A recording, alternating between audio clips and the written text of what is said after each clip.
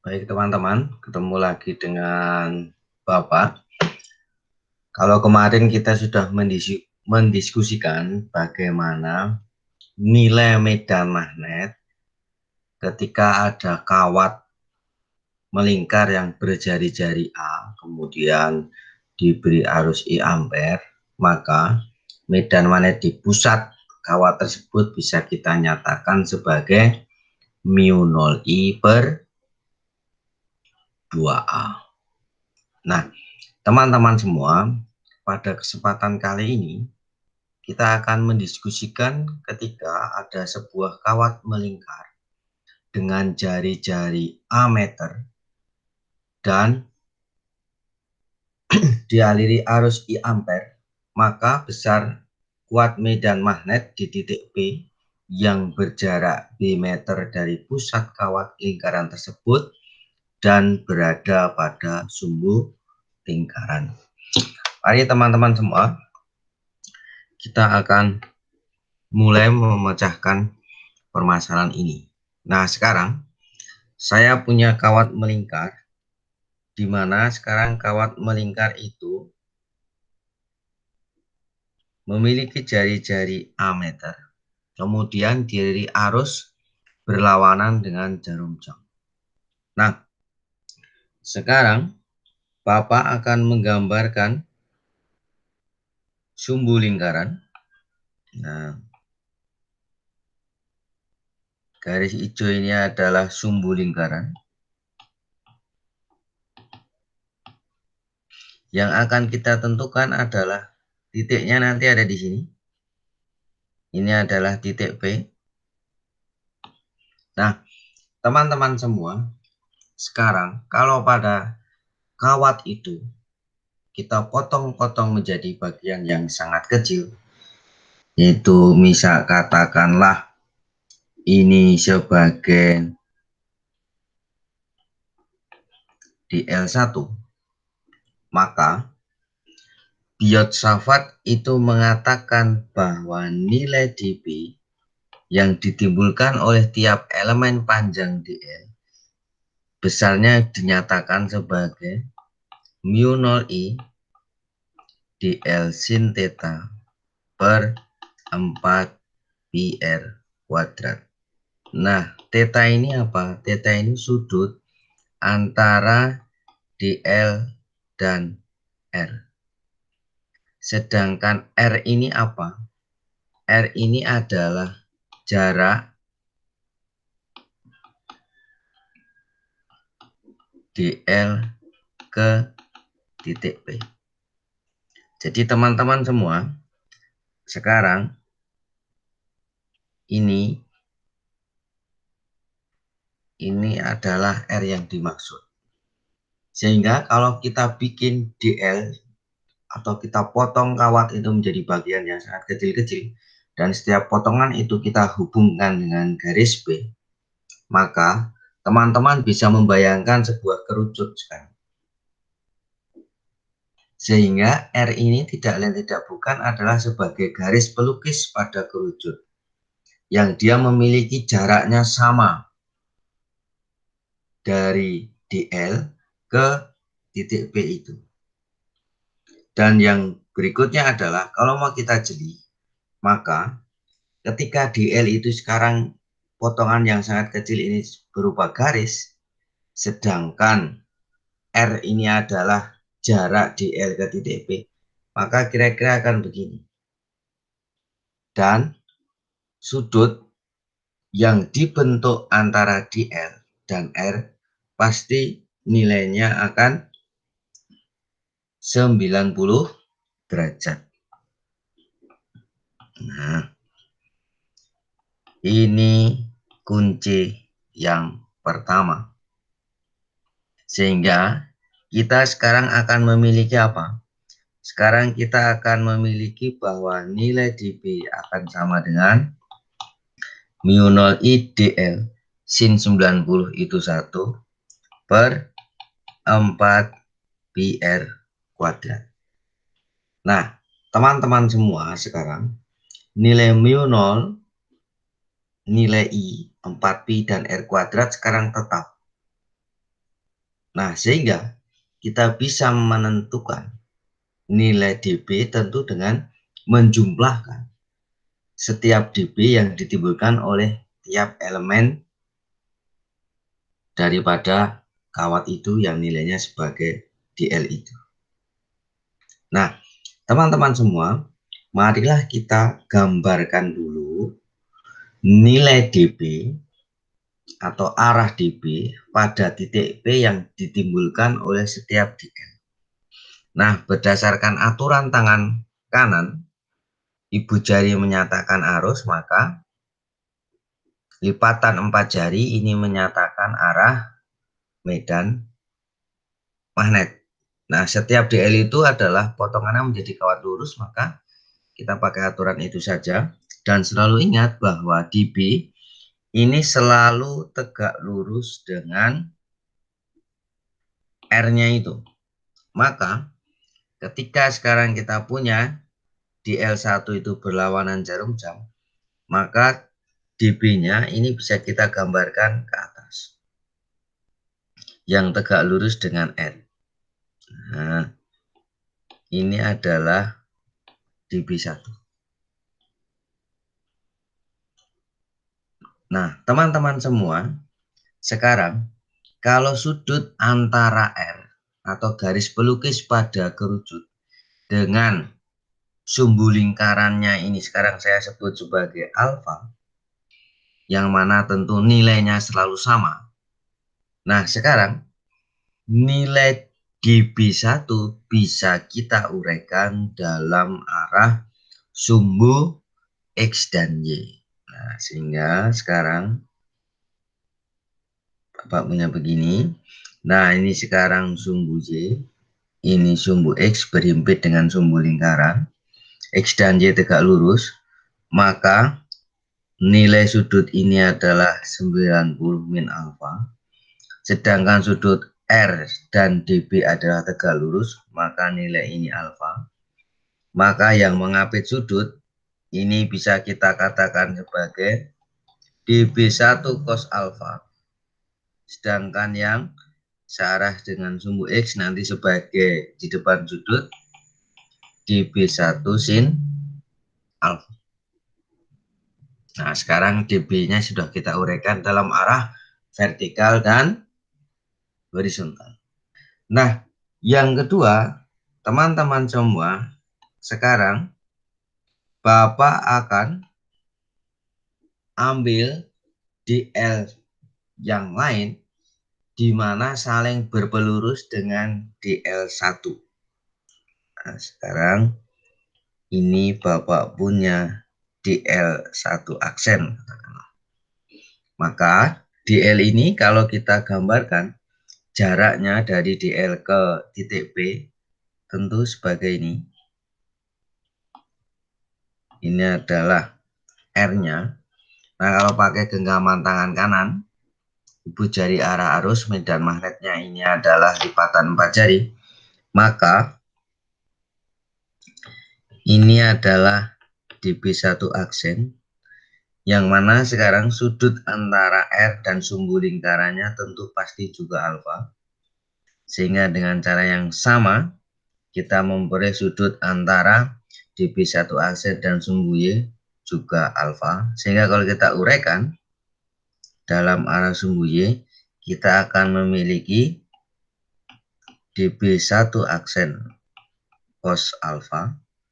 Sedangkan di sini sumbu X-nya kita punya dB1 aksen di depan sudut sebagai sin alfa. Nah, kalau kalian sekarang gambarkan setiap dL yang saling berpelurus, maka kalian akan mendapatkan apa? Bahwa nilai dB ini sama dengan nilai dB1 aksen. Sehingga nilai dB1 cos alfa ini sebagai komponen dB pada arah sumbu Y. Sedangkan dB1 sin alfa ini adalah komponen dB pada sumbu X. Nah, teman-teman semua, tentu nilai dB ini sama dengan dB1 aksen. Jadi nilai dB1 sama dengan dB1 aksen yang nilainya sama dengan mu 0 I per 4 pi R kuadrat dL. Sehingga dari situ kita punya kesimpulan apa? Bahwa komponen dB pada sumbu Y ini akan saling menghilangkan. Nah, sehingga kita hanya punya apa? Sehingga pada titik P ini hanya ada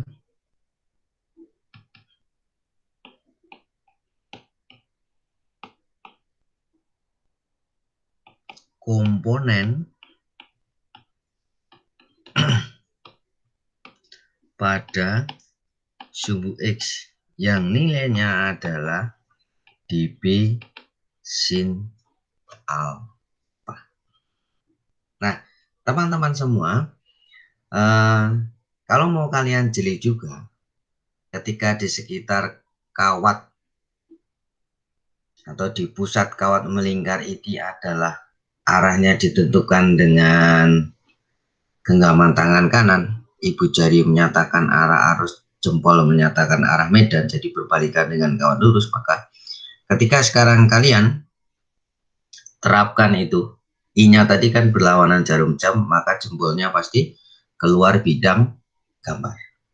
Nah, maka cocok dengan ini karena pada titik P sekarang hanya ada nilai dB sin alfa. Nah, teman-teman semua, tentu sekarang B total di titik P tentu nilainya akan sama dengan integral dari mana? Integral dari dB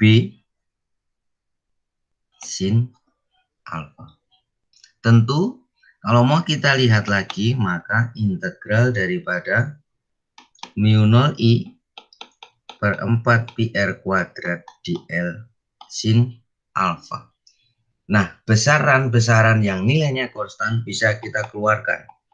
Mu 0 konstanta, I konstanta, 4 pi R kuadrat konstanta, sin alfa itu sudut antara apa? Sudut antara R dan sumbu lingkarannya tadi yang nilainya sama, maka kita punya integral dL. Nah, sekarang batasan kita adalah batasan panjang. Maka ketika kita punya dL1, nah ini kita anggap 0, maka sekarang teman-teman semua, kita akan lihat apa? Kita lihat dari sini. dL1 sampai dLn.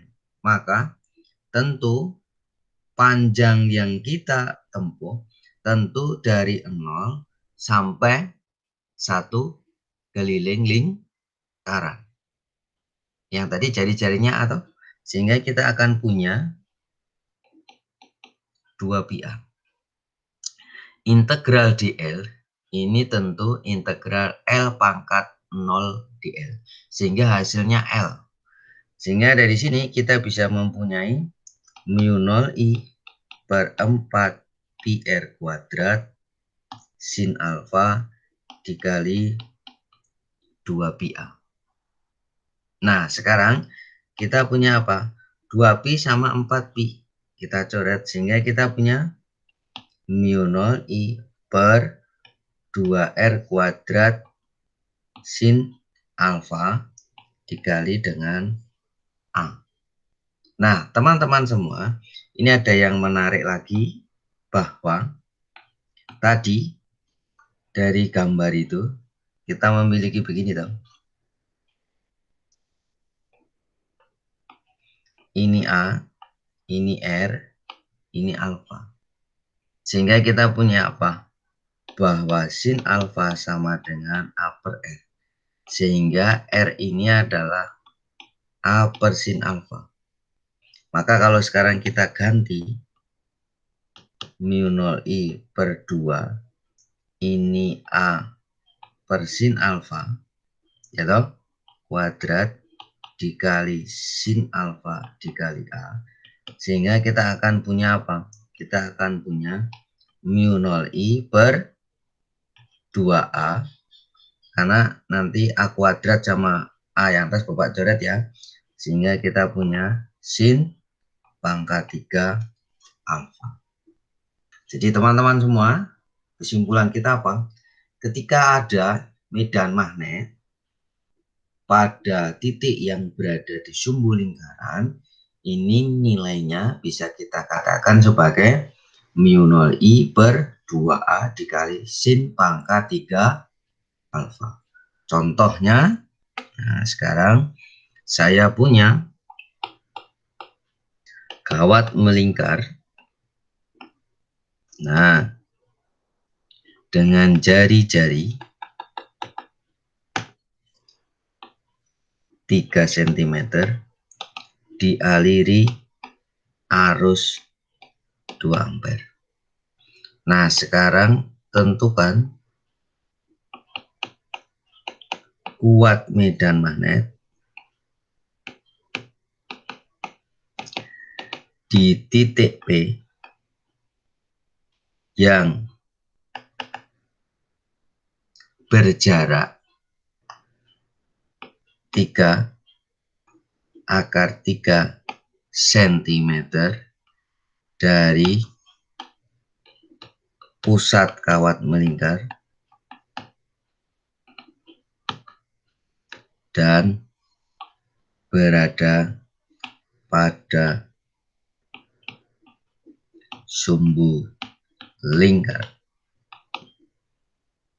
Nah, soal ini kalau mau kita lihat teman-teman semua, nah ini sekarang Bapak punya kawat melingkar.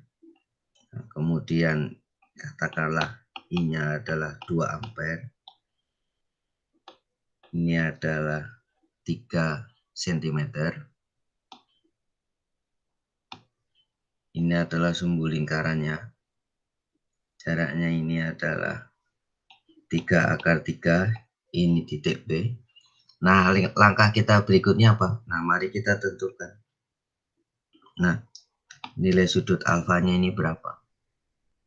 Maka teman-teman semua di sini tegak lurus. Sehingga dengan cara mudah, sekarang nilai sisi miringnya bisa kita tentukan dari mana? 3 kuadrat ditambah 3/3 kuadrat. Sehingga kita punya berapa? Kita punya 9 ditambah dengan 27. Yang tentu nilainya berapa? Nilainya pasti sama dengan akar 36 yang nilainya 6 cm. Sehingga dari sini nilai sin alfa tentu sama dengan depan per miring 3/6. Nah, sama dengan setengah toh? Ya sudah, kalau tadi B titik P kan sama dengan mu 0 I per 2A sin pangkat 3 alfa, berarti saya punya 4pi kali 10 pangkat min 7, ampernya 2 kali 2. Nah, A ini jari-jari. Jari-jarinya 3 cm, 3 kali 10 pangkat min 2 meter dikali setengah pangkat 3. Sehingga kita punya apa? Kita akan punya 2 sama 2 Bapak coret. Kemudian saya punya 4pi per 3 kali 10 pangkat min 7 dibagi 10 pangkat min 2. Jadi 10 pangkat min 5, setengah pangkat 3 tentu 1/8. 8 sama 4 dicoret 2. Sehingga saya punya pi per 6 dikali 10 pangkat min 5 Tesla. Nah, kalau ditanya arahnya tentu dia akan menuju pengamat. Demikian teman-teman semua. Ini adalah besar medan magnet di sumbu lingkaran pada jarak tertentu. Nah, kita lihat pada kasus-kasus berikutnya. Tetap semangat untuk belajar.